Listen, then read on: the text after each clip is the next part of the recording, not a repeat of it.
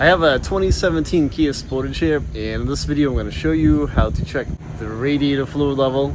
So your radiator fluid reservoir is going to live over here. It's on the passenger side, kind of towards the firewall, and this one's kind of nice. It's easy to see the minimum level and the maximum level, and I'm actually going to add a little bit of radiator fluid to this.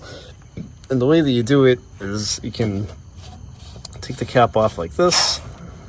There's a little bit of pressure in there, you can hear it. And then these keys, this is a 2017 that has a 2.4 in it. And if you have this motor, this is more likely the radiator fluid you're gonna need. It's blue in color. And I picked this one up from Walmart. If there's not one around you, you can go to the dealer too. The dealer will give you the proper stuff as well. But I picked this one up at Walmart. If it's the Hondas, Nissans, Kias, Hyundai, Subarus, and it's good up for like 150,000 miles. So we're gonna add a little bit of radiator fluid into here. If you hold the jug sideways like this, it'll help to make the stream come out a little bit easier without it being erratic.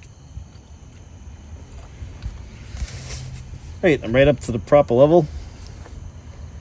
Let's put your radiator cap back on.